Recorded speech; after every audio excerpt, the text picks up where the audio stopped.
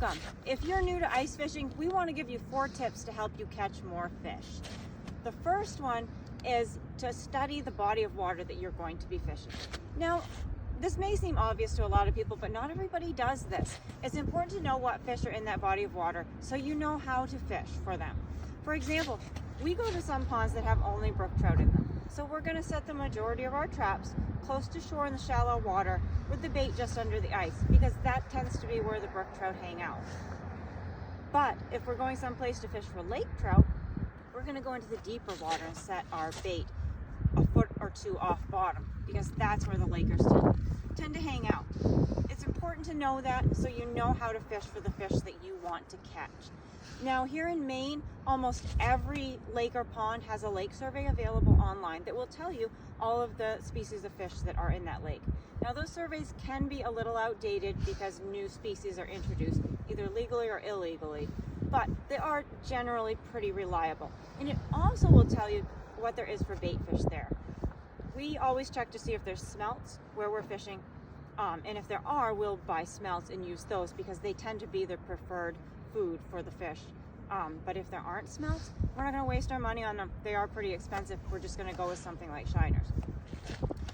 So I don't know if all states have lake surveys like that, but check it out if they do. It's really good to know.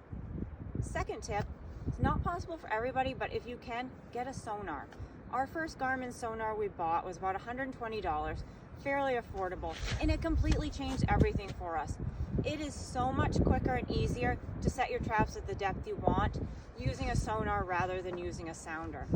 And besides, you can see where the fish are, so you know where to set them. You know, if the fish are hanging out down lower than you expected, you know to set down lower.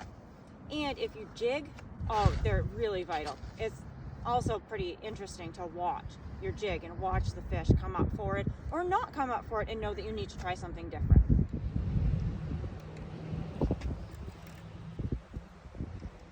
How far down did you put it? 6.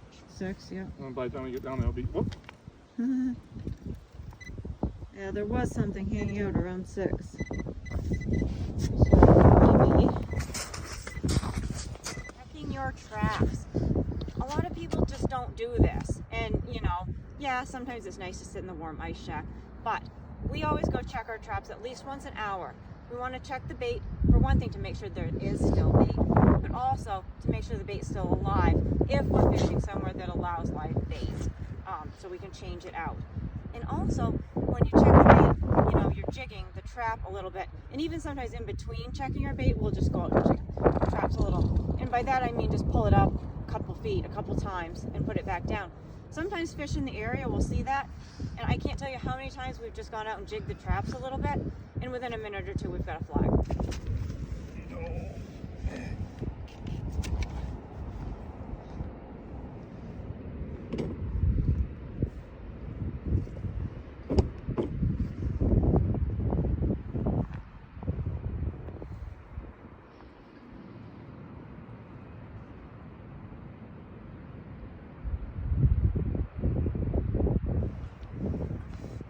That was good.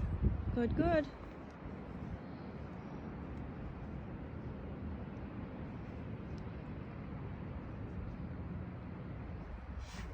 Final tip is, if what you're doing isn't working, try something else. Sometimes people just set their traps and leave them for the entire day where they are. But if you're not getting flags, what you're doing isn't working, try something else. So if we haven't gotten flags in a couple hours, sometimes the first thing we'll do is just change the depth. Maybe we're just not fishing at the right depth, the depth that we expect the fish to be at. So we'll move some traps either up or down in the water column. Still don't get any flags an hour or so later, we'll start drilling some new holes and move to another place. You just got to keep trying new things. So sometimes what that means is just maybe the fish are hanging out closer to the shore than you expect. Maybe they're out deeper in the water than you expect. Maybe just in a different area. And sometimes you can also look at those lake surveys or somewhere to see a depth map of the lake and see where steep drop-offs are. A lot of times the fish are hanging out by those steep drop-offs. So if what you're doing isn't working, just try something else. Fish can be unpredictable, so just keep trying. Hope those tips have been helpful, and if you haven't subscribed yet, please do. Let's clean up the hole.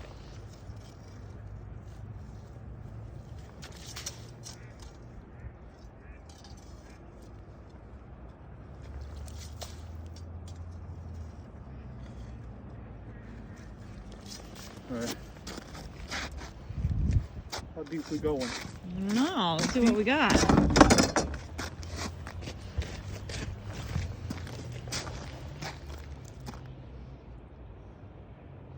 We got 18 feet of water. 18 feet.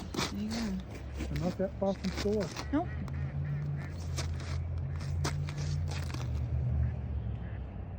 When we move the traps, we just put the bait right there in the bucket. Keep it alive. That we do. Smelts won't stay alive very long out of the water. They're very fragile.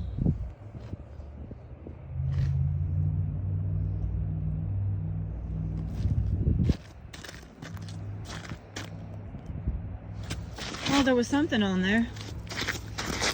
There's a line, also a faint line at like 7 feet. That might have been a big air bubble, but there's something at 7.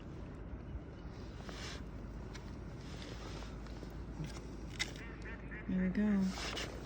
Let's try it, see what happens over here.